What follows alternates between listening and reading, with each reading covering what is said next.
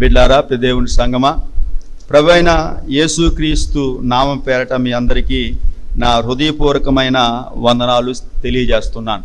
ఈ దినము మనం ధ్యానించే అంశము బలహీనులను దేవుడు ఎలా బలవంతులుగా మారుస్తాడు. How God will make weak people as a strong people. చాలా పర్యాలు మనం బలవంతులుగా మారాలనుకుంటాం. అయితే మన సొంత శక్తిని బట్టి, సొంత బలాన్ని బట్టి, సొంత జ్ఞానమును బట్టి, సొంత తలంతులను బట్టి మనం గొప్పవారుగా మార్చబడమండి. మనము గొప్పవారుగా మార్చబడాలంటే అది కేవలం దేవుని యొక్క కృప మాత్రమే. దేవుని కృప లేకుండా, దేవుని సహాయం లేకుండా, దేవుని తోడు లేకుండా, దేవుని యొక్క కృపాహస్తము మన పైన ఉండకుండా మనం ఈ లోకములో, మన ఈ జీవితంలో మనం ఏది కూడా సాధించలేము. దయతో చూడండి, ఈ దినము మనం ఒక వ్యక్తి గురించి ధ్యానించబోతున్నాం. ఆ వ్యక్తి పేరు యెఫ్తా. చాలామందికి యెఫ్తా గురించి తెలియదు. అయితే ఈ యెఫ్తాను కనుగొన్నది దేవుడే. యెఫ్తా యొక్క జీవితాన్ని మనం చూసినప్పుడు యెఫ్తా ఒక భయంకరమైన పాపభూయిష్టమైన స్త్రీకి జన్మించిన కుమారుడని. తన తల్లి ఒక వైశ్య. అయితే చూడండి, న్యాయాధిపతుల గ్రంథం 11 అధ్యాయము 1 నుంచి 3 వచనాలు దయతో మనం ధ్యానం చేద్దాం. గిలాదు వాడైన యెఫ్తా పరాక్రమము గల బలాఢ్యుడు, అతడు వైశ్య కుమారుడు. గిలాదు యెఫ్తాను కనెను. గిలాదు భార్య అతనికి కుమారులను కనగా వారు పెద్దవారే యెఫ్తాతో, నీవు అన్య స్త్రీకి పుట్టిన వాడవు గనుక మన తండ్రి ఇంట నీకు స్వాస్థ్యము లేదనిరి. యెఫ్తా తన సహోదరుల యొద్ద నుండి పారిపోయి టోబు దేశమున నివసింపగా అల్లరి జనమును యెఫ్తా యొద్దకు వచ్చి అతనితో కూడా సంచరించుచుండెను. ప్రియమైన దేవుని బిడ్డలారా, దేవుని సంగమా, మనం చదివిన ఈ వ్యక్తి యొక్క జీవితాన్ని మనము అన్వయించినప్పుడు, ధ్యానించినప్పుడు, ఈ వ్యక్తి యొక్క భౌతికపరమైన జీవితాన్ని మనం చూసినప్పుడు he has a bad life. అతని యొక్క జీవితాన్ని మనం చూసినప్పుడు చాలామంది ఇలాంటి వ్యక్తులు ఏమంటారో తెలుసండి, అక్రమ సంబంధం ద్వారా జన్మించిన బిడ్డలు అంటారండి. అక్రమ సంబంధం ద్వారా జన్మించిన బిడ్డలు, అటువలే చట్ట విరుద్ధంగా జన్మించిన కుమారులు లేకపోతే పిల్లలు. ఇతడు జన్మించినప్పుడు గిలాదు వాడైన యెఫ్తా పరాక్రమము గల బలాఢ్యుడని, అతడు వైశ్య కుమారుడని బైబిల్ చెప్తుందండి. ప్రభునందు ప్రియమైన దేవుని బిడ్డలారా, దేవుని సంగమా, హెబ్రీ రాసిన పత్రిక 11 అధ్యాయం 32వ వచనంలో ఈ యెఫ్తా పేరు గురించి విశ్వాసవీయుల యొక్క జాబితాలో లిఖించబడింది. He was written fames of heroes. విశ్వాస వీళ్ళ యొక్క జాబితాలో యెఫ్తా పేరు కూడా లిఖించబడిందండి. యెఫ్తా యొక్క వ్యక్తిత్వాన్ని మనం చూసినప్పుడు, అతడి యొక్క జీవితాన్ని మనం చూసినప్పుడు, అతడికి సరి అయిన పరిస్థితి లేనప్పటికీ, సరి అయిన తల్లిదండ్రులుగా చెప్పుకునేవారు లేనప్పటికీ, అతనికి బ్యాక్గ్రౌండ్ లేనప్పటికీ, అతనికి ఒక ఉనికి లేనప్పటికీ, దేవుడు తన జీవితాన్ని ఎలాగ ఆస్వాదించాడో, దేవుడు ఒక దేవుడు ఎలా బలవంతులుగా మార్చాడో, దేవుడు ఏ రీతిగా అతన్ని ఒక బలాఢ్యుడిగా పరాక్రమము గల బలాఢ్యుడిగా, ఒక విశ్వాస వీరుడిగా ఎలాగ మార్చాడు అనేది చాలా స్పష్టంగా మనం చూడగలుగుతున్నామండి. ప్రభునందు ప్రియమైన దేవుని బిడ్డలారా, ఈ యెఫ్తా కథ మార్చబడిన ప్రతి విశ్వాసికి ఒక సాదృశ్యంగా ఉంది. మార్చబడిన ప్రతి పాపికి యెఫ్తా జీవితం ఒక సాదృశ్యంగా ఉందండి. దేవుడు ఒక వ్యక్తిని దీవించాలనుకుంటాడు. God wants to bless one person. అయితే దేవుడు ఒక వ్యక్తిని దీవించినప్పుడు ఆ వ్యక్తి యొక్క స్థితిగతులు చూడండి. మనం ఎప్పుడైనా చూసేటప్పుడు మనుషుల స్థితిగతులు చూస్తాం. ఇది ఏ కులము, వీరు ఏ వర్గము, వీరు ఏ జాతి, వీరికి ఎంత డబ్బు ఉంది, వీరికి ఎంత ఆస్తి ఉంది, వీరు ఎంత పలుకుబడగలిగిన వారు, వీరి వెనకాల ఎంత బ్యాక్గ్రౌండ్ ఉందని మనం చూస్తామని. కానీ దేవుడు చూడు తెలుసా, God will never see the background. దేవుడు మన యొక్క పరిస్థితుల యొక్క స్థితిగతులు చూచేవాడు కాదు. మనము ఎలాంటి పరిస్థితుల్లో ఉన్నప్పటికీ, ఎలాంటి దౌర్భాగ్యమైన జీవితాన్ని జీవిస్తున్నప్పటికీ, ఎలాంటి అట్టడుగున జీవితాన్ని మనం జీవిస్తున్నప్పటికీ దేవుడు బయటికి నడిపించే దేవుడుగా ఉంటున్నాడు. 113వ సంకీర్తన 8వ చరణంలో ఇక్కడ అద్భుతమైన మాట ఉంటుందండి. ఆయన నేల నుండి దరిద్రులను లేవనెత్తివాడండి. ఆయన నేల నుండి దరిద్రులను, నేల నుండి అంటే పెంట మీద ఉన్న వారిని పైకి లేవనెత్తేవాడండి. పెంట మీద ఉన్న వారిని, ఎందుకు పనికిరాని వారిని, ఈ లోకములో వెలివేయబడ్డ వారిని, ఎందుకు మరి మనుషుల దృష్టిలో వెలివేయబడ్డవారు, మనుషుల దృష్టిలో పనికిరాని వారిని దేవుడు ఆయన పైకి లేవనెత్తేవాడుగా ఉంటున్నాడు. పైకి లేవనెత్తేవాడుగా ఉంటున్నాడు. మహోన్నతుడైన దేవుని గొప్పతనము మరియు మహిమ అది పూర్తిగా ఊహించలేనిదని. మనుషులు చాలా పర్యాలు దేవుని యొక్క గొప్పతనాన్ని వారు గ్రహించలేని పరిస్థితుల్లో ఉంటున్నారు. ఎందుకనగా దేవుని కార్యాల కంటికి కనబడవు, హృదయానికి అగోచరం. మనుషులు దేవుని కార్యాలు అర్థం చేసుకోలేరండి.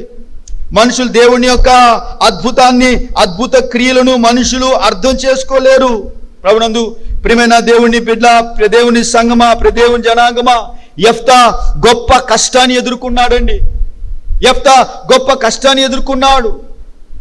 యెఫ్తా తన జీవితంలో అనేకమైన ఇబ్బందులు ఎదుర్కొన్నాడండి. ఎటువంటి బ్యాక్గ్రౌండ్ లేని వ్యక్తి, ఎటువంటి సహాయం లేని వ్యక్తి, ఎటువంటి ఆదరణ లేని వ్యక్తి ఎవరైనా ఉన్నారంటే అది యెఫ్తా. He doesn't have any background.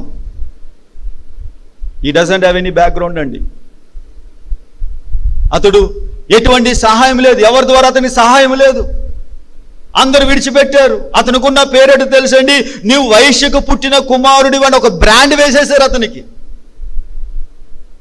ప్రియమైన దేవుని బిడ్డారా, దేవుని సంగమా, అయితే అతని యొక్క గుణాన్ని మనం చూసినప్పుడు అతడు ఎదుర్కొన్న కష్టాలు, అతడు ఎదుర్కొన్న పరిస్థితులు, ఆ పరిస్థితుల నుంచి అతడు దేవుని కొరకు ఎలాగ జీవించగలిగాడో, దేవుల్లో ఎలా జీవించగలిగాడో, దేవుని కొరకు ఎలా జీవించగలిగాడో, దేవుని కొరకు ఎలాగ తన జీవితాన్ని ప్రతిష్ఠించుకున్నాడో అనేది అద్భుతమైన విషయాన్ని మనం చూస్తున్నామండి.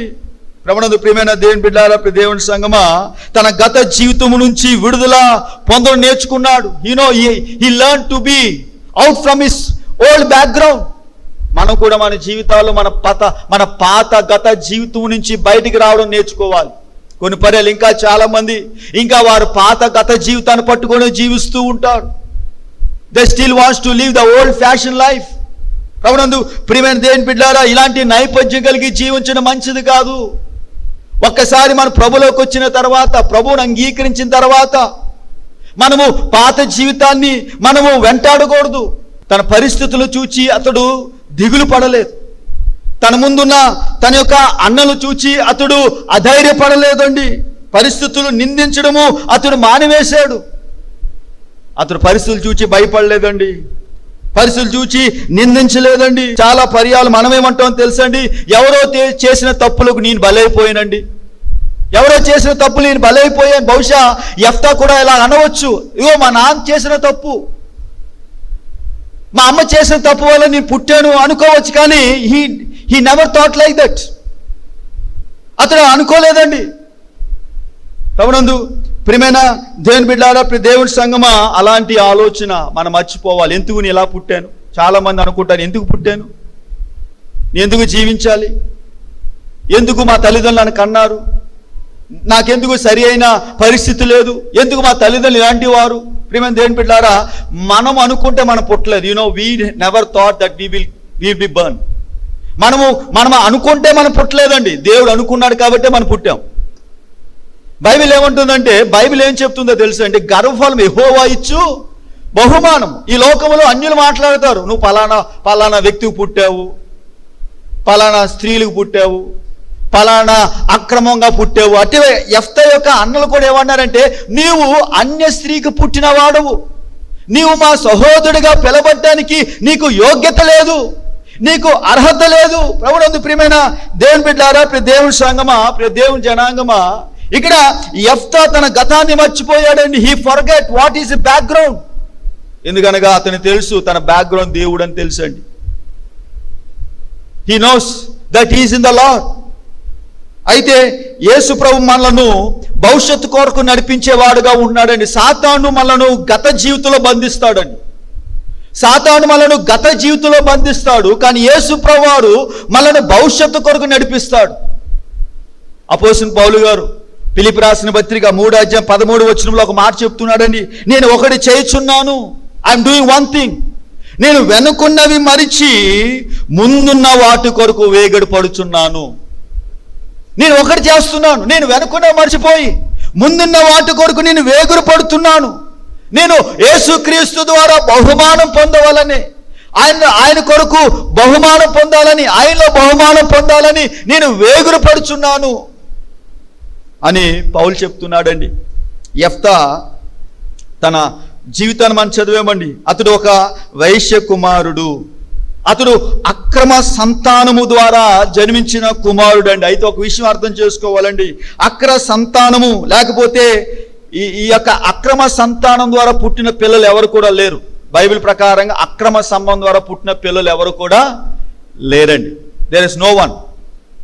అయితే అక్రమ తల్లిదండ్రులు ఉన్నారండి, అక్రమ పిల్లలు లేరు. అక్రమ తల్లిదండ్రులు ఉన్నారు, అక్రమ భార్య భర్తలు ఉన్నారు, కానీ అక్రమంగా పుట్టిన పిల్లలు ఎవరు కూడా లేరు. ప్రభునందు ప్రియమైన దేవుని బిడ్డలారా, ప్రియ దేవుని సంగమా, ప్రియ దేవుని జనాంగమా, అయితే అద్భుతమైన విషయం ఏమై ఉన్నదంటే, ఈమె వైశ్య అయినప్పటికీ బహుశా ఆ వైశ్య ఈ కుమారుడు జన్మించకుండా అబార్షన్ చేసుకోలేదండి. ఏం చేసుకోలేదు చెప్పండి? అబార్షను చేసుకోలేదు. బహుశా అబార్షన్ చేసుకున్నట్లయితే యెఫ్తా గురించి ఈరోజు మనం మాట్లాడుకునే వారు మాత్రము కాదండి. ఈ లోకంలో ఎంతోమంది పుట్టక ముందే తల్లిదండ్రులు బిడ్డలను అబార్షన్ చేసి చంపేస్తున్నారు. తెలుసా మీకు? చాలా మంది చంపేస్తున్నారు పిల్లలు. అది భయంకరమైన హత్య, అది భయంకరమైన హత్య. ఒక జీవిని చంపే అధికారము ఈ లోకంలో ఎవరికి కూడా లేదు. ఎందుకంటే జీవికి ప్రాణం పోసేవాడు ఎవరు చెప్పండి? దేవుడు. ఒక జీవికి నాసికారంధ్రంలో జీవవాయు ఊదగా ఆ వ్యక్తి గర్భంలో శిశువుగా జన్మిస్తాడు. అది కేవలము దేవుని యొక్క కృప మాత్రమే. అయితే ఈ యెఫ్తా జన్మించాడు. జన్మించిన తర్వాత బహుశా ఆ గిలాదు అనుకున్నాడు, ఇతను నా కుమారుడు అనుకుని తనతో పాటు తన ఇంటికి తీసుకొని వెళ్ళాడండి. ఇంటికి వెళ్ళిన తర్వాత తన మిగతా కుమారులతో పాటు ఈ కుమారుడు కూడా వారితో పాటు పెరిగాడు. ప్రభునందు ప్రియమైన దేవుని బిడ్డలారా, ప్రియ దేవుని సంగమా, ప్రియ దేవుని జనాంగమా, ఈ ప్రపంచ దృష్టిలో ఈ యెఫ్తా ఒక అక్రమ సంతానము కలిగిన బిడ్డ, కానీ దేవుని దృష్టిలో మాత్రము దేవుని బిడ్డ. ప్రపంచ దృష్టిలో మాత్రము అతడు అక్రమ సంతానము, కానీ దేవుని దృష్టిలో అతడు దేవుని కుమారుడు. దేవుని కొరకు వాడబడుతున్న బలమైన పాత్ర అని బైబిల్లో మనం చూస్తున్నామండి. వారు యెఫ్తాను చిన్న చూపుతో చూడడం ప్రారంభించారండి. అంత మాత్రమే కాదండి, అతను నిరాకరించారు. వారు నిరాకరించి అతన్ని వెలివేసి అతన్ని త్రోసివేశారు, అతన్ని వెళ్ళగొట్టారండి. తన జీవితాన్ని మనం చూసినప్పుడు గిలాదు తన భార్యకు సఖ్యత లేదంటండి. There no intimacy between Gilead and his wife. వారి మధ్యన సఖ్యత లేకపోవడం వల్ల ఈ వ్యక్తి ఎక్కడికి వెళ్ళాడు చెప్పండి? బయటికు వెళ్ళాడు. ప్రభునందు ప్రియమైన దేవుని బిడ్డారా, ప్రియ దేవుని సంగమా, ప్రియ దేవుని జనాంగమా, ఇక్కడ తప్పు చేసింది ఎవరు తెలుసు? గిలాదు అతని భార్య, వీళ్ళిద్దరే తప్పు చేశారండి. కానీ వీరిద్దరు చేసిన తప్పుకు అక్కడ గిలాదు భార్య యొక్క పిల్లలు ఎవరు నిందిస్తున్నారు చెప్పండి? యెఫ్తాను నిందిస్తున్నారు. యెఫ్తా పుట్టడానికి కారణం ఎవరంటే గిలాదు భార్య. You know who is the reason? Gilead భార్య. అయినప్పటికీ దేవుని యొక్క మహాకృపలో దేవుడు అద్భుతమైన కార్యాన్ని దేవుడు ఎందుకు పనికిరాని వారి జీవితంలో దేవుడు జరిగించేవాడుగా ఉంటున్నాడు. ప్రభునందు ప్రియమైన దేవుని బిడ్డలారా, ప్రియ దేవుని సంగమ, బైబిల్ గ్రంథంలో అత్యంత భయంకరమైన జీవితాలు మనం చూచినప్పుడు, అత్యంత సఖ్యత లేని జీవితాలు మనం చూచినప్పుడు, భార్య భర్తల మధ్యన సంబంధ బాంధవ్యాల్లో ఆ సంబంధ బాంధవ్యాలు లోపించినప్పుడు కుటుంబాలు ఎలా విడిపోయనేది బైబిల్ గ్రంథం అంతా కూడా మనము చూస్తామండి. దావీదు ఉన్నాడు, దావీదు ప్రార్థనాపరుడు అండి, కానీ తనకు ఎలాంటి భార్య అని చెప్పండి? దుష్టురాలైన భార్య ఉంది. అటువలే కొందరు మంచి భార్యలు ఉన్నారు, కానీ వారికి ఎలాంటి భర్తలు ఉన్నారు చెప్పండి? భయంకరమైన దుష్టులైన భర్తలు ఉన్నారు. ప్రభునందు ప్రియమైన దేవుని బిడ్డలారా, ప్రియ దేవుని సంగమా, ప్రియ దేవుని జనాంగమా, అయితే ఈ సమయంలో మనం మాట్లాడేది ప్రాముఖ్యంగా ఇక్కడ యెఫ్తా జీవితాన్ని దేవుడు ఎలాగా ఆశీర్వదించాడు, ఎలాగా దేవుడు యెఫ్తాను ఆశీర్వదించాడు. ఒక బలహీనుణ్ణి, ఎందుకు పనికిరాని వ్యక్తిని, ఒక బలవంతుడిగా, పరాక్రమశాలిగా దేవుడు ఎలాగా మార్చాడు అనేది మనం చూస్తున్నామండి. చూడండి, న్యాయాధిపతులు 11వ అధ్యాయము 3వ వచనం. యెఫ్తా తన సహోదరి యొద్ద నుంచి పారిపోయి టోబు దేశమునందు నివసింపగా అల్లరి జనము యెఫ్తా దగ్గరికి వచ్చి అతనితో కూడా, కాబట్టి ఇక్కడ యెఫ్తా ఎవరితో సహవాసం చేశాడంటే గాలోలతో సహవాసం చేశాడు. గాలోలు అంటారు కదా, వీడి గాలోడురా. ఎవరు చెప్పండి? గాలోడు అంటే అలా అల్లరి మొక్కలతో తిరిగేవాడు, ఎటువంటి అర్థం లేని జీవితాన్ని జీవించేవాడు. వీడికి ఏమి భవిష్యత్తు గురించి వీడికి ఏం తెలియదు. వీడు అల్లరోడు, వీడి గాలోడు. ఎప్పుడైనా మాట విన్నారా? ఎప్పుడైనా మిమ్మల్ని ఎవరైనా మాట అన్నారా వీడు గాలోడురా అని? నన్ను అనేవారండి. వీడు గాలోడు, వీడు ఎందుకు పనికిరాడు, దేనికి పనికిరాడు, దేనికి చేతగానివాడు. ప్రేమ దేని బిడ్డారా, మనుషులకు మనం పనికి రాకపోవచ్చు, కానీ దేవుని మన పనికి వచ్చేవారు. మనుషుల దృష్టిలో మనల్ని మనుషులు దేనితో లెక్కిస్తారంటే డబ్బుతో లెక్కిస్తారు, చదువుతో లెక్కిస్తారు, మన సంపాదనతో లెక్కిస్తారు, మన ఉనికితో లెక్కిస్తారు. కానీ దేవుడు మనలను మనుషులు లెక్కించినట్లుగా దేవుడు మనల్ని లెక్కించడండి. దేవుడు లెక్కించడు. దేవుడు మనలను తన బిడ్డగా లెక్కిస్తాడు, తన కుమారుడిగా లెక్కిస్తాడు, తన సొత్తైన జనాంగముగా దేవుడు లెక్కిస్తాడండి. ప్రభునందు ప్రియమైన దేవుని బిడ్డలారా, ప్రియ దేవుని సంగమా, ఇక్కడ యెఫ్తా జీవితంలో వైఫల్యం ఉంది. యెఫ్తా జీవితంలో ఆకలిని యెఫ్తా రుచి చూచాడు. యెఫ్తా తన జీవితంలో రకాల జీవితాన్ని యెఫ్తా అనుభవించాడండి. He has experience, but he understand that there is a grace of God. దేవుని కృపను కూడా అర్థం చేసుకున్నాడు. ఎప్పుడైతే మనకు ఆకలి తెలుస్తుందో, ఆకలితో ఉన్న వారి గురించి మనం అర్థం చేసుకోగలుగుతామండి. మనకు ఆకలి గురించి తెలియదో, ఆకలితో ఉన్న వారి గురించి మనకు తెలియదండి. కడుపు నిండా వాడికి ఆకలితో ఉన్న వారి గురించి ఆలోచన ఉండదు.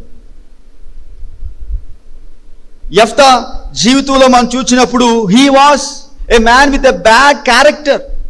He was a man with bad background. He doesn't have a good family. ఒక మంచి తండ్రి లేడు, ఒక మంచి తల్లి లేదండి. అయినప్పటికీ అతడు దేవుని యందు విశ్వాసం ఉంచడం వలన, అతడు దేవుళ్ళో జీవించడం వలన దేవుడు యెఫ్తాను ఒక అద్భుతమైన శక్తిగా దేవుడు మలిచాడు. ఒక పరాక్రమశాలిగా దేవుడు మలిచాడండి. ఒక అద్భుతమైన సాక్షిగా దేవుడు యెఫ్తాను ఆయన మలిచాడండి. ఈ సమాజం ఎలా మారిపోయిందంటే, మనం ఏదైనా తప్పు చేస్తే ఆ తప్పును పొరపాటు అంటాం. ఇది పొరపాటులో జరిగిపోయిందండి, పొరపాటు అంట. మనం చేసిన తప్పుకు దాని ప్రజలు పెట్టే పేరు ఏంటంటే పొరపాటు అయిపోయిందండి. ఒక వ్యక్తిని కత్తితో చంపేసేవాడిని పొరపాటున చంపేశానండి, పొరపాటున చంపడం జరిగింది అని ఒక పాపానికి మనుషులు పెట్టిన పేరు పొరపాటు అండి. కానీ దేవుడు పొరపాటు కోసం చనిపోవడానికి ఈ లోకానికి రాలేదండి. దేవుడి లోకానికి పాపుల కొరకు చనిపోవడానికి వచ్చాడు. Mistakes, he didn't came to die for mistakes, he came to die for sinners. ఆయన పాపుల కొరకు మరణించడానికి ఈ లోకానికి వచ్చి ఉన్నాడు. ప్రభునందు ప్రియమైన దేవుని బిడ్డలారా, దేవుని సంగమా, ఈ లోకం ఎలా మారిపోయిందంటే, ఈ లోకంలో ఉన్న ఈ యొక్క వైద్య వృత్తి ఎలా మారిపోయిందంటే, మనం ఏదైనా పాపం చేస్తే మీరు పాపం వల్ల కాదు మీకు ఈ వ్యాధి వచ్చింది, ఇది కేవలం సైకాలజికల్ ఫీలింగ్ అంటున్నారండి. ఈ లోకంలో అత్యంత వేగవంతంగా అభివృద్ధి చెందుతున్న ఏదైనా వ్యాపారం ఉందంటే అది ఏంటి చెప్పండి? Medical industry. Medical industry is a big growing industry in the world. ఒకసారి ఒక డాక్టర్ గారితో నేను మాట్లాడుతున్నాను. ఆయన సైంటిస్ట్ అన్నమాట. ఆయన సైంటిస్ట్ మాట్లాడుతున్నప్పుడు ఆయన ఏమన్నాడంటే, అయ్యా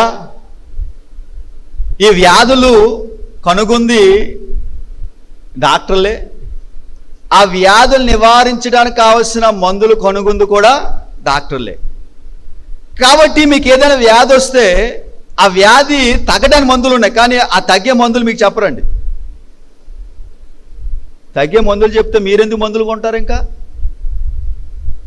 వీళ్ళెవరు ఒక్కసారి జబ్బు తగ్గిపోయింది అనుకోండి, ఇంకా ఈ ఫ్యాక్టరీలు ఎందుకు, ఈ మెడికల్ షాపులు ఎందుకు, ఈ డాక్టర్లు ఎందుకు, ఇవన్నీ ఎందుకు? నో.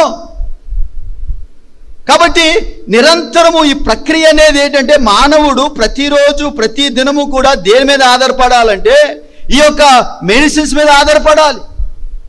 బహుశా 100 సంవత్సరాల క్రితం మెడిసిన్స్ ఉన్నాయా? ఊహించండి, ఒకసారి ఆలోచించండి. 100 సంవత్సరాల క్రితము ఈ యొక్క మందులు ఉన్నాయా? లేవు.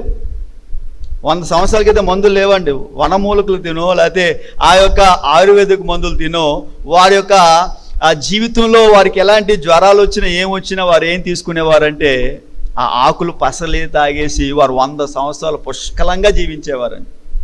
పుష్కలంగా. మా అమ్మమ్మ ఉంది, 98 సంవత్సరాలు, ఇప్పటికే బతికే ఉంది ఆవిడ. ఇప్పటికే బతికే ఉంది. కారణం ఏంటంటే ఇప్పటికీ ఆవిడ మందులు వేసుకోదా. ఇప్పటికీ పొద్దున్న లేచిన వెంటనే చల్లని తింటారు.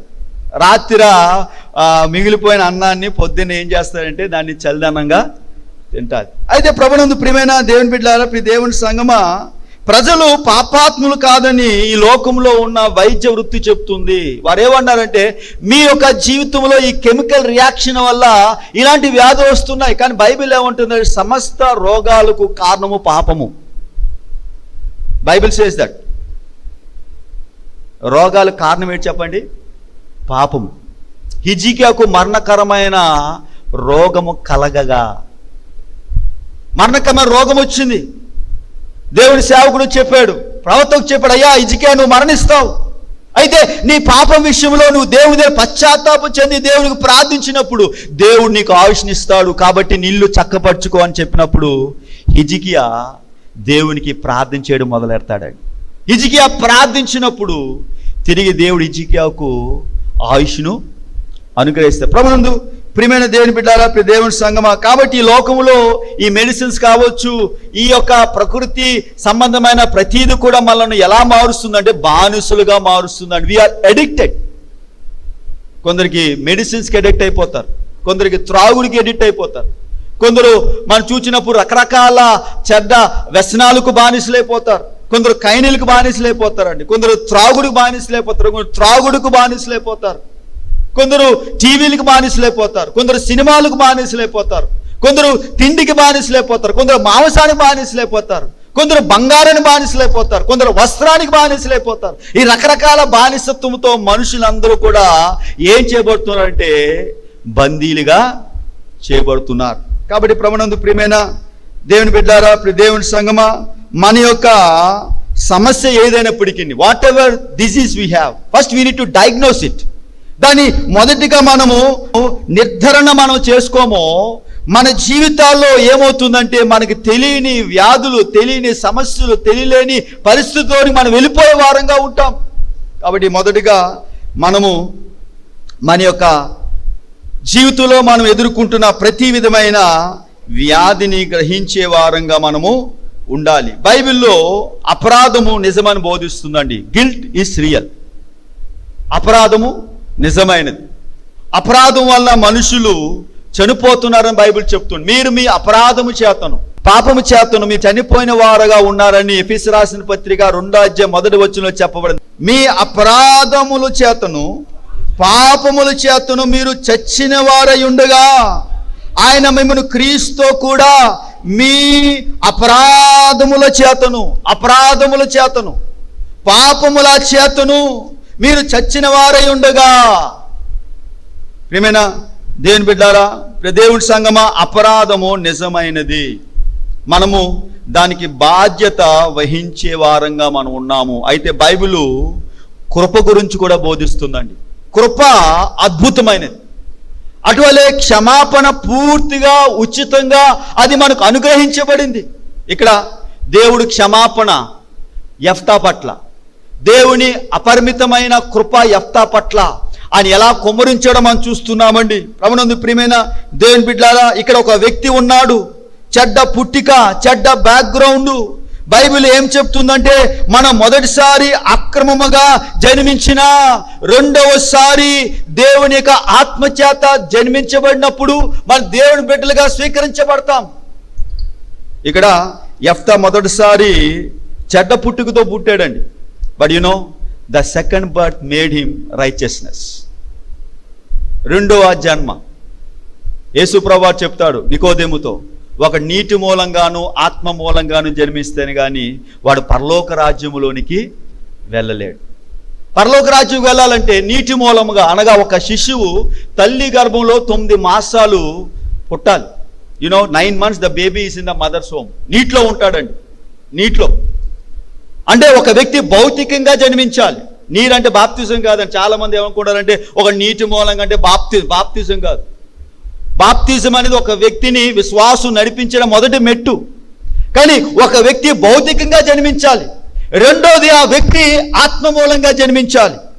ఒక వ్యక్తి భౌతికంగా తల్లి గర్భంలో జన్మించిన తర్వాత అతడు భౌతికంగా దేవుని చేత జన్మించబడాలి. అందుకొరకే నికోదేము ఏమంటాడంటే, ప్రభువా, ముసలివాడినైనా నేను మళ్ళా నా తల్లి గర్భంలోకి నేను ఎలా వెళ్తాను? You are talking about physical birth.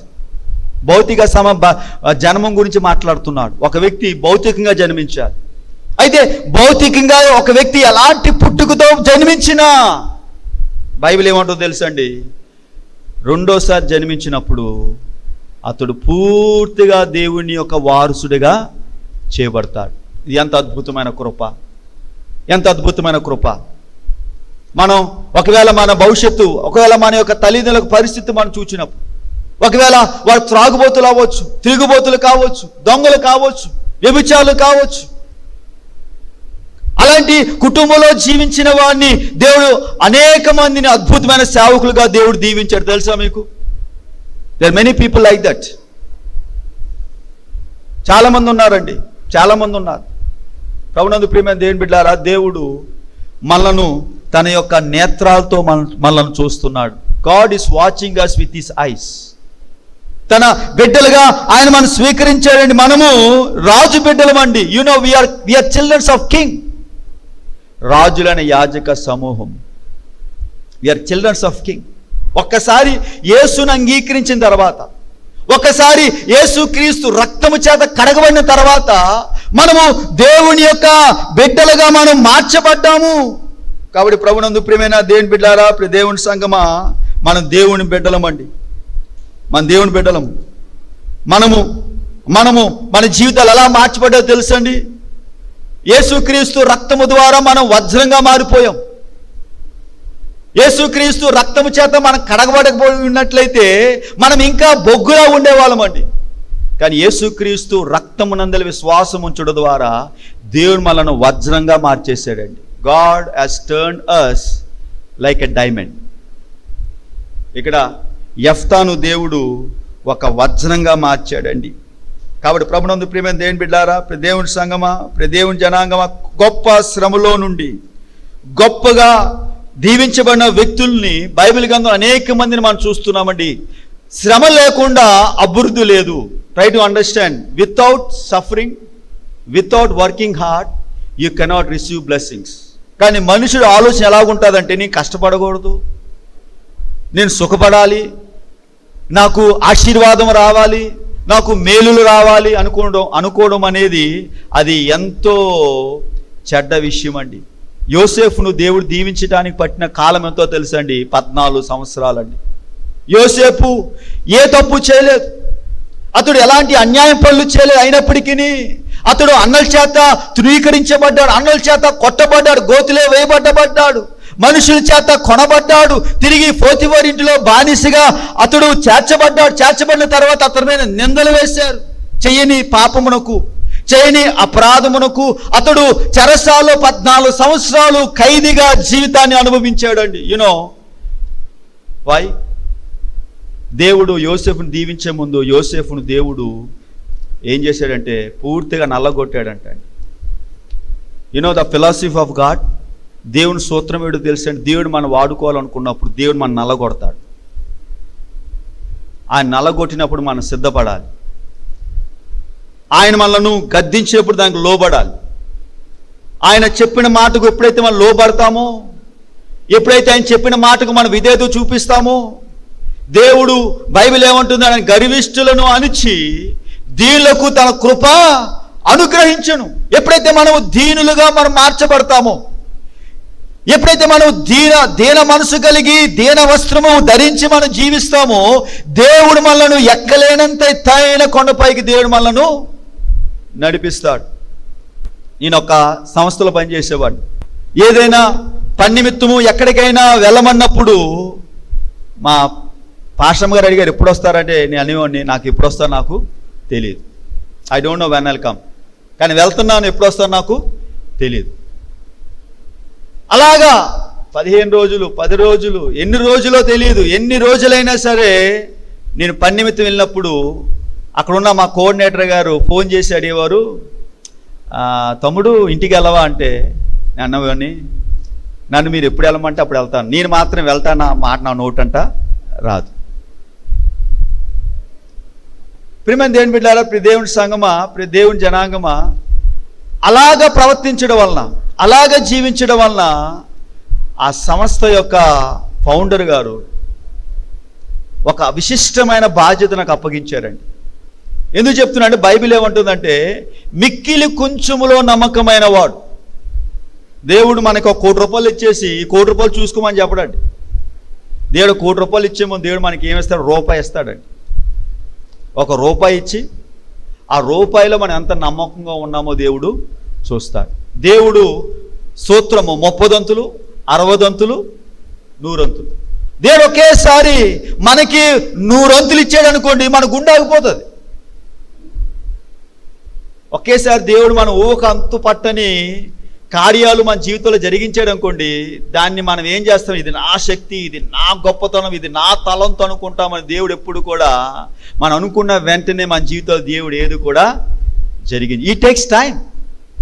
యోసేపు దీవించబడటానికి పట్టిన కాలము సుమారు 20 సంవత్సరాలండి. It took 20 years for Joseph to become a governor. దావీదు రాజ్యానికి రాజు అవటానికి పట్టిన కాలము 7 సంవత్సరాలండి. 7 సంవత్సరాలు. ప్రభునందు ప్రియమైన దేవుని బిడ్డలారా, దేవుని సంగమా, దేవుని జనాంగం, దేవుడు ఒక వ్యక్తిని హెచ్చించే ముందు అతన్ని తగ్గిస్తాడండి. చూడండి, సామెతలు 29వ అధ్యాయము 23వ వచనములో, సామెతలు 29వ అధ్యాయం 23వ వచనము, ఎవరిని గర్వము వానిని తగ్గించును, వినయ మనస్సుకుడు ఘనత నొందును. వినయ మనస్సుకుడు ఘనత నొందును. యెఫ్తా అన్నదమ్ములు యెఫ్తాను తృణీకరించారు. అరే నువ్వు పనికిమాలోడు రా, నువ్వు ఎందుకు పనికిరావు, ఇదిగో నీ తల్లి ఇలాంటి వ్యభిచారి, నీ తల్లి వైశ్య, నువ్వు ఇలాంటి గుణము కలిగిన స్త్రీకి పుట్టినవాడు అని ఎంతగానో హేళి చేశారు, ఎంతగానో తృణీకరించారు. చివరికి ఇతడే గతయ్యాడు. అతనికి చివరికి యెఫ్తా అనే వారికి గతయ్యాడు. ఎవరైతే యెఫ్తాను తృణీకరించారో, ఎవరైతే యెఫ్తాను హీనంగా మాట్లాడారో, ఎవరైతే యెఫ్తాను అగౌరవపరిచారో, తిరిగి వారి రక్షణ కొరకే యెఫ్తా దేవునికి ప్రార్థన చేశాడు. తెలుసా? ప్రభునందు ప్రియమైన దేవుని బిడ్డారా, దేవుని సంగమా, ఒక విషయం అర్థం చేసుకోవాలి. ఈ లోకములో మనకి ఎవరు వ్యతిరేకంగా ఉన్నా, ఎనీవన్, బైబిల్ అంటుంది యెషయా గ్రంథము 54వ అధ్యాయం 17వ వచనంలో, నీకు విరోధముగా రూపింపబడిన ఏ ఆయుధము వర్ధిల్లదు. నీకు విరోధముగా రూపింపబడిన ఏ ఆయుధము కూడా వర్ధిల్లదని. దేవుని బిడ్డలకు వ్యతిరేకంగా రూపించబడిన ఏ ఆయుధం వర్ధిల్లదు.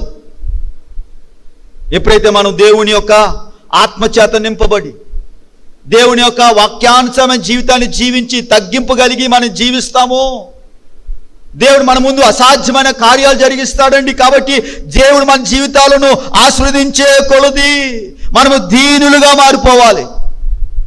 దీనులుగా మారిపోవాలి. ఆయన మనల్ని హెచ్చించగలది, మనము దీనులుగా మారిపోవాలి, తగ్గించబడాలి. ఆయన నామము హెచ్చించబడాలి, మనము తగ్గించబడాలి. ప్రియమైన దేవుని బిడ్డలారా, దేవుని సంగమా, సాతాను మన వ్యతిరేకంగా ఉన్నట్లయితే, సాతాను తలను సాతాను పదును పెట్టిన కత్తితో దేవుడు సాతాన్నే నరికేస్తాడు. తెలుసా మీకు? దావీదును చంపడానికి గొలియాదు తన కత్తిని పొదును పెట్టాడంటండి. గొలియాదు తన కత్తిని పొదును పెట్టుకున్నాడు దావీదుని చంపడానికి.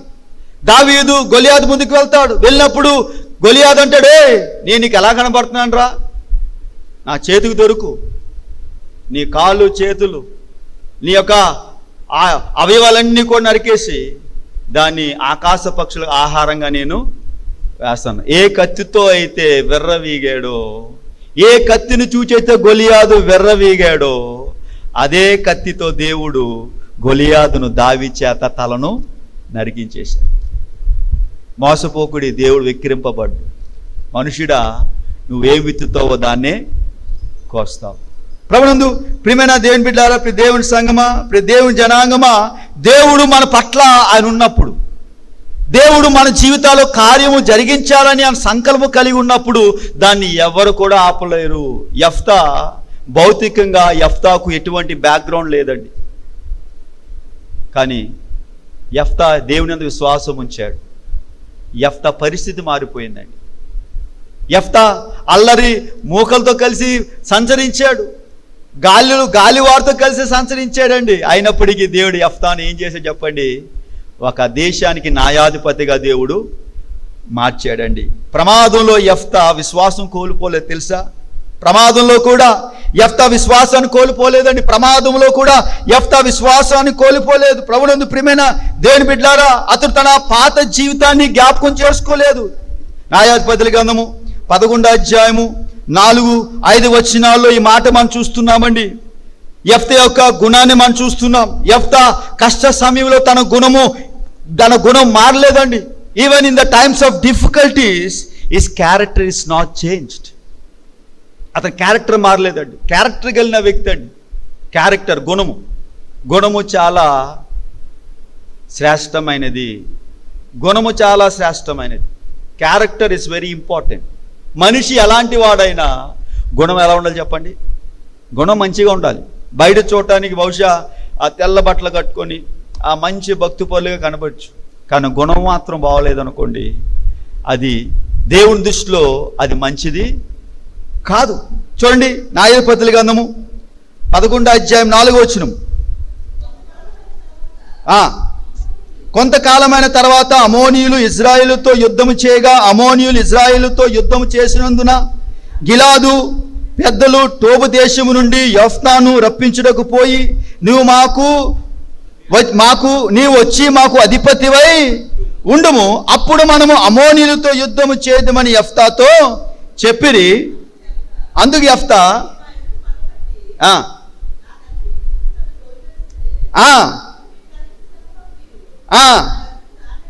చూడండి, అందుకు యెఫ్తా, మీరు నా యందు పగబట్టి నా తండ్రి ఇంట నుండి నన్ను తోలివేసితిరే. ఇదిగో మీరు నా మీద పగబెట్టారు కదా, నా మీద పగబెట్టారు, నన్ను ఇంట్లో తోలివేశారు, నా తండ్రి యొక్క ఆస్తిలో నాకు వారసత్వం లేకుండా, రావాల్సిన దాంట్లో భాగం లేకుండా చేశారే. ఇప్పుడు నా కొరకు వచ్చి మీరు వచ్చారా? ఒకప్పుడేమో వీరిని యెఫ్తాను ఎలా చూశారంటే పనికి మాలోలా చూశారండి. They saw him like useless fellow. ఎందుకు పనికిరాడు అనుకున్నాడు. అన్య స్త్రీకి పుట్టిన అక్రమ సంతానం అని నింద వేశారు. ఆస్తిలో వాటా ఇవ్వలేదు. నిర్మానుష్యంగా ఇంట్లో నుంచి గంటి వేశారండి. గంటి వేసి ఎప్పుడైనా మిమ్మల్ని ఎవరైనా గంటి వేశారు? ఇంట్లో నుంచి మెడబట్టుకుని బయటకు గంటారు ఎప్పుడైనా ఎవరైనా? ఒకసారి ఆలోచించండి. మెడబట్టి బయటికి గెంటేసి హీనంగా తిట్టి దూషించి మీ తల్లి గురించి, మీ తండ్రి గురించి, మీ పుట్టు గురించి దూషించి తిట్టి మిమ్మల్ని బయటికి తోసివేస్తే మీరు వారితో మాట్లాడతారా? మీరు? కానీ యెఫ్తా మాట్లాడాడు. Because he knows the love of God. దేవుని ప్రేమ యెఫ్తాకు తెలుసండి. ప్రభునందు ప్రియమైన దేవుని బిడ్డలారా, ప్రియ దేవుని సంగమా, ప్రియ దేవుని జనాంగమా, ఇతడు ఒక అద్భుతమైన సత్యాన్ని ఇతడు అవలంబించడం ప్రారంభించాడు. అప్పటికే యెఫ్తా పరాక్రమశాలిగా మార్పు చెందాడు. ఇతన్ని పరాక్రమశాలిగా మార్చిన వాడు ఎవరు చెప్పండి? దేవుడే యెఫ్తాను పరాక్రమశాలిగా మార్చాడు. కాబట్టి ఎప్పుడైతే దేవుడు యెఫ్తాను పరాక్రమశాలిగా మార్చాడో ప్రజలందరికీ వినబడిందండి, అయ్యో యెఫ్తా ఉన్నాడంట, ఇతడు చాలా బలవంతుడని విన్నాను, ఈజ్ ఎ స్ట్రాంగ్ మ్యాన్. కాబట్టి అతని దగ్గరికి వెళ్దామని, అతని సహాయం తీసుకుందామని ఎవరైతే యెఫ్తాను తృణీకరించి ఇంట్లో త్రోసివేశారో ఆ సొంత అన్నదమ్ములే ఆ ఊరు వారందరూ కలిసి యెఫ్తా దగ్గరికి వచ్చి, దయతో మాకు మీ సహాయము చేయండి. 6వ వచనము 7వ వచనము. అందుకు యెఫ్తా, అప్పుడు గిలాదు పెద్దలు అందుచేతనే మేము మీ యొద్ద మళ్ళీ వచ్చితిమి. 7వ వచనం. అందుకు యెఫ్తా, మీరు నా యందు పగబట్టి నా తండ్రి ఇంటి నుండి నన్ను తోలివేసితిరే, ఇప్పుడు మీకు కలిగిన శ్రమలో మీరు నా యొద్దకు రానేలా అని గిలాదు పెద్దలతో చెప్పెను. అప్పుడు గిలాదు పెద్దలు, అందుచేతనే మేము నీ యొద్దకు మళ్ళీ వచ్చితిమి, నీవు మాతో కూడా వచ్చి అమోనీలతో యుద్ధం చేసిన యెడల గిలాదు నివాసులమైన మా అందరి మీద నీవు అధికారం వగుదువు అని యెఫ్తాతో అనిరి. అందుకు యెఫ్తా, అమోనీలతో యుద్ధం చేయుటకు మీరు నన్ను గిలాదుకు తిరిగి తీసుకొని పోయిన మీదట యెహోవా వారిని నా చేతికి అప్పగించిన యెడల నేను మీకు ప్రధానవుదునా అని గిలాదు పెద్దలతో అడగగా, గిలాదు పెద్దలు, నిశ్చయముగా మేము నీ మాట చెప్పున చేయుదుము, యెహోవా మన ఉభయముల మధ్యను సాక్షిగా ఉండునుగాక అని యెఫ్తాతో అని. కాబట్టి పెద్దలు వచ్చి, అయ్యా నువ్వు మాకు ప్రధానిగా ఉండాలి, నువ్వు మాతో వచ్చి యుద్ధం చేస్తే యుద్ధంలో గెలిచిన తర్వాత నేను ప్రధానిగా చేస్తామనే ఒక నిబంధన వారు అక్కడ చేశారని చూడండి. ఇక్కడ తన గత జీవితాన్ని చూచి అతను భయపడలేదండి. He was not bound by past. అతడు ధైర్యంగా దేవుని కోసం నిలబడ్డాడు, ధైర్యంగా నిలబడ్డాడండి. రాహాబు ఉందండి బైబిల్. రాహాబు ఒక వైశ్య తెలుసా, కానీ దేవుని సేవకులను కాపాడింది. కాలేబు యెహోషువను కాపాడింది తెలుసా.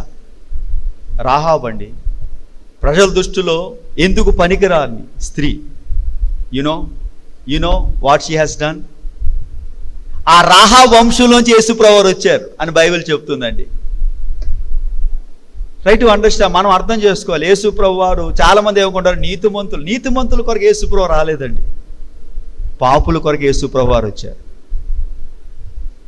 ఆరోగ్యం గలవారి కొరకు వైద్యుడు అవసరం లేదు, అనారోగ్యం గలవారికే వైద్యుడు కావాలి.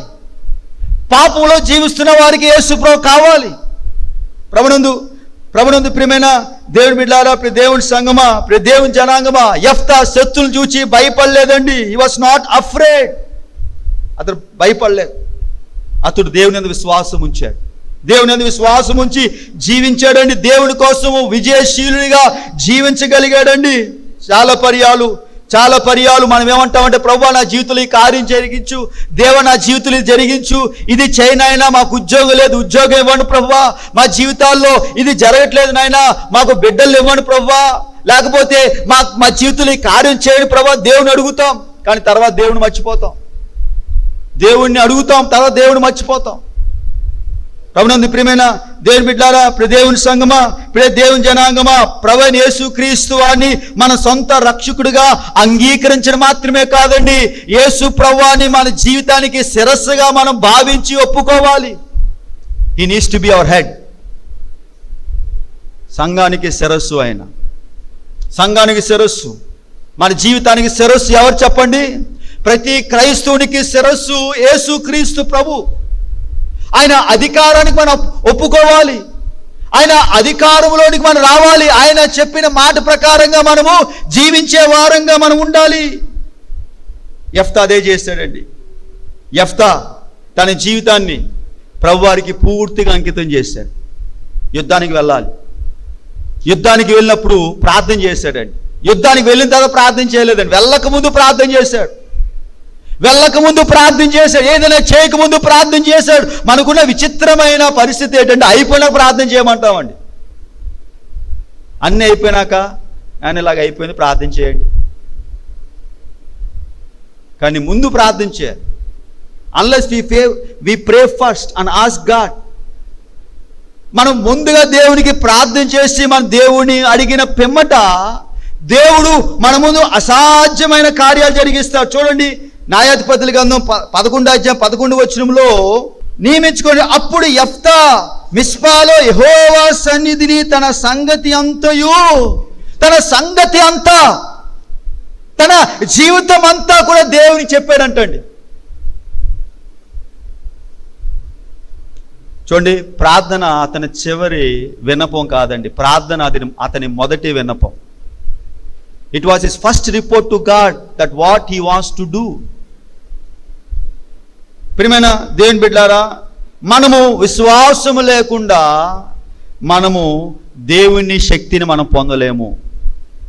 విశ్వాసం లేకుండా దేవునికి ఇష్టడుగా ఉండుట అసాధ్యం. Unless you have faith you cannot be a strong man in the lord. మనము దేవుళ్ళో విశ్వాసం కలిగి జీవించాలండి. అంత మాత్రమే. ప్రార్థన లేకుండా మనం దేవునికి శక్తివంతమైన వ్యక్తులుగా కూడా మనం జీవించలేం. They should be prayer. విశ్వాసం ఉండాలి, ప్రార్థన ఉండాలి. ఇవి లేకుండా మన దేవుని కోసము శక్తివంతమైన వ్యక్తులుగా మనం మార్పు చెందమండి. ప్రభునందు ప్రియమైన దేవుని బిడ్డలారా, ప్రియ దేవుని సంగమా, ప్రియ దేవుని జనాంగమా, మన జీవితాలు ఎలాంటి పరిస్థితుల్లో ఉన్నప్పటికీ మన విశ్వాసంతో ప్రార్థించినప్పుడు మనలో ఉన్నవాడు లోకములు ఉన్నవాని కంటే గొప్పవాడు. మనలో ఉన్నవాడు లోకములు ఉన్నవాని కంటే గొప్పవాడు. షడ్రకు మోషే అబేద్నెగో వారిని పట్టుకొని ఆ యొక్క అగ్నిగుండంలో పారివేసినప్పుడు దే డింట్ ఫియర్. రాజా, ఇందును గూర్చి మాకు చింత లేదు,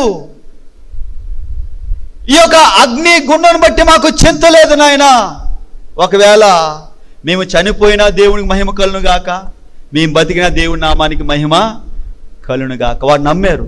ఏం నమ్మారంటే, వారిలో ఉన్నవాడు లోకములు ఉన్నవాని కంటే గొప్పవాడు. ఫ్రెండ్, దేని బిడ్డారా, మీలో ఉన్నవాడు లోకములో ఉన్నవాని కంటే గొప్పవాడండి. Don't fear, don't be afraid. ఇక్కడ యెఫ్తా తన జీవితంలో అనేకమైన విపక్తులు వచ్చినప్పటికీ, వ్యతిరేకతలు వచ్చినప్పటికీ యెఫ్తా దేవుని కోసము జీవించగలిగాడు. నిరాశ పరిస్థితుల్లో కూడా యెఫ్తా నిబద్ధతగా జీవించాడు. నిరాశ పరిస్థితుల్లో కూడా, though they were disappointments, but he was committed. Disappointments, నిరాశ, నిస్పృహ, ఇబ్బందులు, ఇక్కట్లు ఇవన్నీ వచ్చినప్పుడు కూడా యెఫ్తా నిబద్ధత, దేవునిలో నిబద్ధత, కమిట్మెంట్. మీరు దేవునితో కమిట్మెంట్ కలిగి ఉన్నారా? కమిట్మెంట్. చాలామంది బాప్తిజం తీసుకునేటప్పుడు కమిట్మెంట్ చేస్తారు. ప్రభువా, వ్యాధి వచ్చినా, రోగం వచ్చినా, మా ఇంటి వారు నన్ను వెలివేసిన, ఈ లోకములో ఏది సంభవించినా యేసుక్రీస్తు ప్రేమ నుంచి మిమ్మలను సేవించకుండా ఈ లోకంలో ఏ శక్తి కూడా నన్ను వేరు చేయదు. నేను దానికి లోబడను. నేను మీలో జీవిస్తాను, మీ కొరకు జీవిస్తాను, మీ కొరకు ప్రాణాన్ని నేను పణంగా పెడతాను, మీ కొరకు ఆఖరికి నా జీవితాన్ని సమర్పణ చేయగలిగితే, అలాంటి పరిస్థితి వచ్చినప్పటికీ నా ప్రాణాన్ని నేను మీ కొరకు ప్రాణార్పణంగా ఇస్తానని మనము బాప్తిజం తీసుకున్న దినమున ఒక నిబంధన చేస్తాం. అయితే ఎంతమంది ఆ బాప్తిజం యొక్క నిబంధన నెరవేర్చేవారుగా ఉంటున్నారు?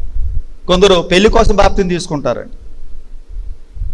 ఎందుకంటే ఈ అమ్మాయి క్రైస్తురాలు, ఈ అబ్బాయి పెళ్లి చేసుకోవాలి, లేకపోతే అబ్బాయి క్రైస్తురాలు, అమ్మాయి పెళ్లి చేసుకోవాలి. ఏం చేస్తే చెప్పండి? పెళ్లి బాప్తిజాలు, పెళ్లి కోసం బాప్తిజాలు. వాళ్ళకి యేసుప్రభు తెలియదు, యేసుప్రభు యొక్క కృప తెలియదు, యేసుప్రభు వారు ఏమైనాడు తెలియదు, ఆయన ఏం చేశాడో తెలియదు. వారికి ఏం తెలుసాడో పెళ్లి తెలుసు, అంతే. ఇది చాలా విచారకరమైనది.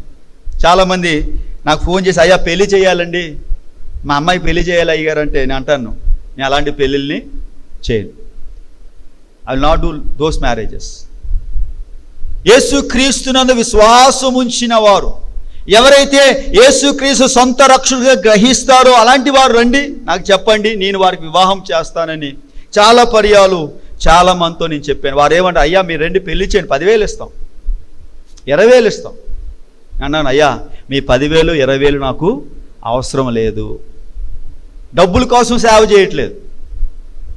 దేవుడు నన్ను దేవుని ఆత్మను రక్షించడానికి దేవుడు పంపి ఉన్నాడు, సంఘాలను కట్టడం దేవుడు నన్ను పంపి ఉన్నాడు, కానీ డబ్బులతో దేవుని పరిచయం చేయడం దేవుడు నన్ను పిల్లలేదు అని అనేక పర్యాలు చాలా మందితో నేను చెప్పాను. ప్రియమైన దేవుని బిడ్డలారా, ప్రియ దేవుని సంగమా, ప్రియ దేవుని జనాంగమా, న్యాయోపతుల గ్రంథం 11:29 వచనంలో యెఫ్తా ఈ మాట మాట్లాడుతున్నాడండి. 29 నుంచి 31 వచనం వరకు. యెహోవా ఆత్మ యెఫ్తా మీదకి రాగా అతడు గిలాదులోను మనషేలోను సంచరించుచు గిలాదు మిస్పేలో సంచరించి గిలాదు మిస్పే నుండి అమోనీయుల యొద్దకు సాగెను. అప్పుడు యెఫ్తా యెహోవాకు మ్రొక్కుకెనెను. ఎట్లనగా, నీవు నా చేతికి అమోనీయులను నిశ్చయముగా అప్పగించినడలా నేను అమోనీయుల యొద్ద నుండి క్షేమముగా తిరిగి వచ్చినప్పుడు నన్ను ఎదుర్కొనుటకు నా ఇంటి ద్వారము నుండి బయలుదేరి వచ్చినదేదో అది యెహోవాకు ప్రతిష్ఠితమగును, మరియు దహన బలిగా దాన్ని అర్పించదనెను. అప్పుడు యెఫ్తా అమోనీయులతో యుద్ధం చేయుటకు వారి యొద్ద నుండి సాగిపోయినప్పుడు యెహోవా అతని చేతికి వారిని అప్పగించెను గనుక అతడు వారిని, అనగా అరోయోరు మొదలుకొని మనీతికు వచ్చి వరకు అబెల్కరా మీయు వరకును 20 పట్టణముల వారిని విశేషముగా హతము చేసెను. అట్లు అమోనీయులు ఇశ్రాయేలు ఎదుట నిలవకుండా అణిచి వేయబడి. దేవుడు అద్భుతమైన కార్యం జరిగించాడు. ప్రార్థన చేశాడు. ప్రార్థన చేసి యుద్ధానికి వెళ్ళాడు. యుద్ధానికి వెళ్ళినప్పుడు అన్నాడు, ప్రభువా ఇదిగో నీ యుద్ధం చేసి నేను తిరిగి వచ్చినప్పుడు నా ఇంటిలో నుంచి ఎవరైతే మొదటగా నాకు ఎదురుగా వస్తారో వారిని మీకు సమర్పణ చేస్తానన్నాడు. I will dedicate them to you. అయ్యగారు యుద్ధంలో గెలిచాడు. ఇంటికి వస్తున్నాడు. తన ఏకైక కుమార్తె వాద్యాలు వాయించుకుంటూ దండ పట్టుకొని ఎదురుగా ఎవరు ఎదురుగా వచ్చింది చెప్పండి? యెఫ్తాకి ఎదురుగా వచ్చింది. యెఫ్తా పరిస్థితులు చూడండి. కమిట్మెంట్ చేశాడు. దేవుని కమిట్మెంట్ చేశాడు. He has a commitment that he will dedicate whoever comes from his house. ఎవరు వచ్చారో తెలుసండి? తన ముద్దుల కుమార్తె వచ్చిందండి. వెంటనే బట్టలు చెప్పేసుకున్నాడంట. అయ్యో ఏంటి ఇలా జరిగింది? నా కుమార్తె ఇప్పుడు ఏం చేయాలి? What should I do? ఇక్కడ చాలామంది ఏమనుకుంటారంటే బలి కాదండి. ప్రతిష్ఠించడం అంటే దేవుణ్ణి పరిచయ కొరకు అప్పగించడం. అనగా యెఫ్తా కుమార్తె ఇంకా వివాహం చేసుకోకూడదు. తన జీవితకాలం అంతా కూడా దేవుని పరిచారకులుగా జీవించాలి.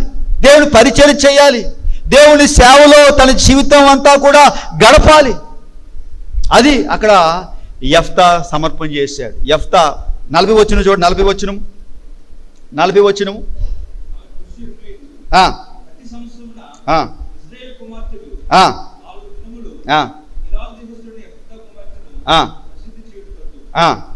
కాబట్టి ఆమె పురుషుని ఎరగలేదు. ప్రతి సంవత్సరమును ఇశ్రాయేలు కుమార్తెలు 4 దినములు గిలా దేశస్థుడని యెఫ్తా కుమార్తెను ప్రసిద్ధి చేసేవారుగా అనగా ఆమె దేవుణ్ణి సేవ కొరకు సమర్పించబడింది. She dedicated her life. ఇక్కడ తండ్రి తన కుమార్తెను దేవుని సేవకు ఇచ్చాడు. For the commitment he gave his daughter to the ministry of the Lord. సమర్పించేశాడు, ప్రతిష్ఠించాడు. కాబట్టి మనం మన జీవితాలు దేవుని ప్రతిష్ఠించాలి. we need to commit our life. యెఫ్తా పరిస్థితులు ఎలాగున్నా నిబద్ధత కలిగి జీవించాడు. ఎందుకు యెఫ్తా మరి బలి ఇవ్వలేదని మనం చెప్పగలము? దయతో చూద్దాం. ద్వితీయోపదేశకాండము 12:37 ప్రకారంగా నరబలి చేయకూడదని ఆజ్ఞ ఇవ్వబడింది. There should be no human sacrifice as per the Moses law. మోషే ధర్మశాస్త్ర ప్రకారంగా నరబలి అనేది ఇవ్వకూడదు. కాబట్టి యెఫ్తా ధర్మశాస్త్రం తెలిసిన వ్యక్తి. కాబట్టి యెఫ్తా మాట్లాడుతున్నప్పుడు నరబలి గురించి మాట్లాడట్లేదండి, దేవునికి సమర్పణ గురించి మాట్లాడుతున్నాడు. He was talking about the dedication. ఎందుకనగా 11వ అధ్యాయం 29వ వచనంలో యెహోవా ఆత్మ యెఫ్తా మీదకి వచ్చినప్పుడు ప్రార్థన చేశాడండి. దేవుని ఆత్మ యెఫ్తా మీదకి వచ్చిన తర్వాత యెఫ్తా దేవుని సన్నిధిలో అతని మాటలు పలికాడు. కాబట్టి దేవుని ఆత్మ ద్వారా ఎవరు కూడా అన్యాయమైన మాటలు పలకరు, దేవుని వ్యతిరేకమైన మాటలు పలకరు. కానీ యెఫ్తా ఇక్కడ మాట్లాడింది ప్రతిష్ఠిత గురించి మాట్లాడు. ప్రభునందు ప్రియమైన దేవుని బిడ్డలారా, దేవుని సంగమా, దేవుని జనాంగమా, ఈ సమయంలో మనం కూడా మన జీవితాలు దేవునికి ప్రతిష్ఠించుకోవాలి. ఒకవేళ మన బిడ్డలు ఉన్నారేమో, వారిని దేవునికి ప్రతిష్ఠించాలి. మన బిడ్డలు దేవునికి సమర్పించాలి. తెలుసా, చాలామంది క్రైస్తువులు ఏమనుకుంటారంటే మా బిడ్డలు దేవునికి ఇవ్వమండి, చర్చి తీసుకొస్తారు కదా దేవుని బిడ్డలకి ఎవరండి. చర్చికి తీసుకొస్తారు బిడ్డల్ని, వాళ్ళతో పాటలు పాడిస్తారు, కానీ ఆ బిడ్డలు దేవునికి ప్రతిష్ఠింప చేయరు. You need to understand that. మనం మన బిడ్డల్ని దేవునికి ప్రతిష్ఠింప చేయాలి. యేసుప్రభు దినాల్లో ప్రజలు యేసుప్రభు దగ్గరికి వాడి బిడ్డలను తీసుకొని వచ్చేవారండి. We need to dedicate our childrens to the Lord. Dedicate చేయాలి. మొదటిగా వారిని దేవునికి సమర్పణ చేయాలి. సమర్పణ మనం అనుకుంటే సేవ చేయలేమో, సేవ చేస్తేనే సమర్పణ కాదండి. వారు దేవుని కోసం ప్రత్యేకమైన వ్యక్తులుగా ఉండాలని మన ప్రార్థన. ఒకవేళ మనం మన బిడ్డల్ని దేవునికి ప్రతిష్ఠింప చేయలేదనుకోండి, దేవుని ఆత్మ వారి మీద ఉండదు. బికాస్ మనం మన బిడ్డను దేవునికి ప్రతిష్ఠింప చేసినప్పుడు దేవుని సన్నిధి వారి మీద ఉండడం మాత్రమే కాదు, కానీ దేవుని యొక్క కృప వారి మీద ఉంటుంది. సమూయేలు జీవితాన్ని మనం చూసినప్పుడు సమూయేలుని తల్లి వచ్చి 4వ ఏట దేవుని మందిరంలో పెడేసిందండి. తీసుకొని దేవుని సన్నిధికి సమర్పణ చేసింది. పాలు విడిచిన వెంటనే బాలుడు దేవుని దయలో వర్ధిల్లుచుండెన రాయబడుతుందండి. దేవుని స్వరం వచ్చి బాలుడైన సమూయేలుతో మాట్లాడడం వింటున్నాం మనం. You know, when you dedicate your childrens, God will start speaking with them. దేవుడు వారితో మాట్లాడతాడు, బిడ్డలతో దేవుడు మాట్లాడతాడండి. బైబిల్ ఏమంటే బాలుర్లు కలల కనిదెరని బైబిల్ చెప్తుంది. బాలుర్లు స్తోత్ర గానములు చేస్తున్న బైబిల్ చెప్తుంది. కాబట్టి we need to dedicate our childrens to the Lord. యెఫ్తా దేవుని కోసం బలవంతుడిగా మార్చబడ్డాడు. యెఫ్తా పరిస్థితి ఎలాగున్నా తన క్యారెక్టర్లో మార్పు లేదండి. యెఫ్తా పరిస్థితి ఎలాగున్నా తన నిరీక్షణలో మార్పు లేదు. కాబట్టి ప్రభునందు ప్రియమైన దేవుని బిడ్డలారా, దేవుని సంగమా, మనము కూడా దేవుని కోసం బలవంతులుగా మనం జీవించాలి. బలవంతులుగా మనం జీవించాలండి, బలవంతులుగా జీవించాలి. కాబట్టి ఈ సమయంలో ఈ దినము మనము దేవునికి మన జీవితాలు సమర్పణ చేసుకుందాం.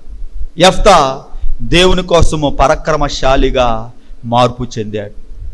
దేవుడు మిమ్మల్ని కూడా అలాంటి వ్యక్తులుగానే దేవుడు దీవించాలనుకున్నాడు. దేవుని కొరకు మనమందరూ కూడా పరాక్రమశాలులుగా ఉండాలనేది దేవుని యొక్క అభిలాష.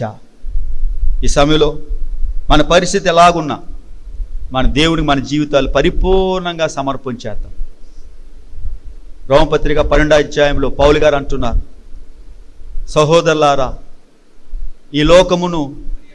ఈ లోక మర్యాద చొప్పున అనుసరింపక ఉత్తమమును అనుకూలమై ఉన్న దేవుని చిత్తమేదో పరీక్షించి రూపాంతరం చెందండి.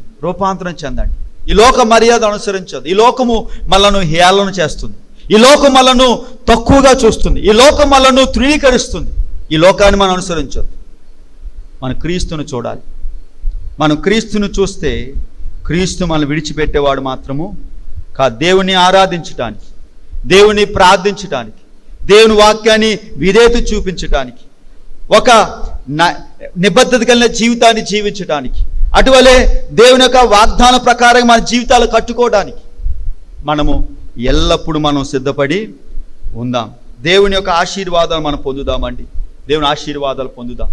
తద్వారా దేవుడు మన యొక్క కుటుంబాలను దేవుడు దీవిస్తాడు, మన సంఘాలను దేవుడు దీవిస్తాడు.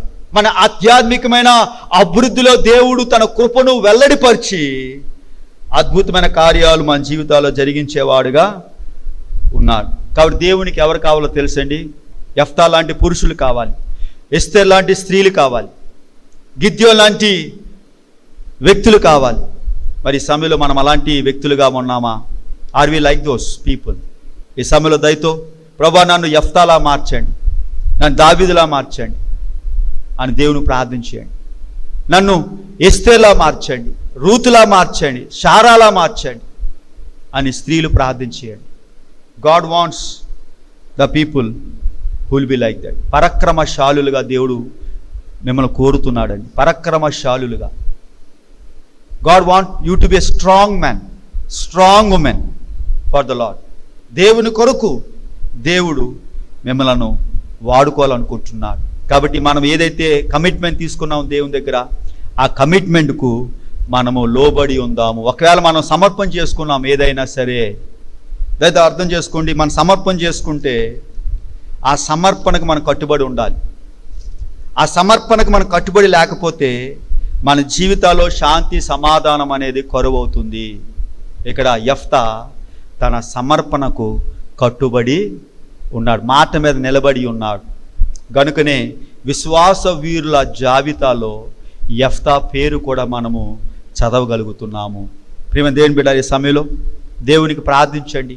ప్రభువా, నన్ను పరాక్రమశాలిగా నన్ను ఉంచండి, నన్ను బలవంతురాలైన స్త్రీగా నన్ను ఉంచండి, బలవంతుడైన పురుషుడిగా నన్ను ఉంచండి, మీ కొరకు నన్ను ఉంచండి ప్రభువా అని ప్రార్థించేయండి.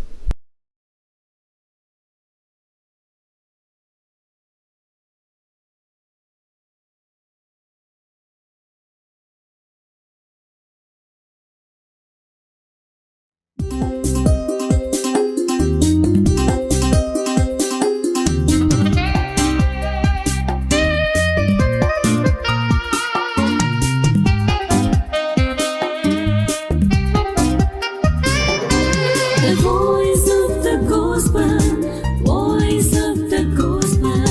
సువార్తవాణి సువార్తవాణి యేసయ్య హృదయ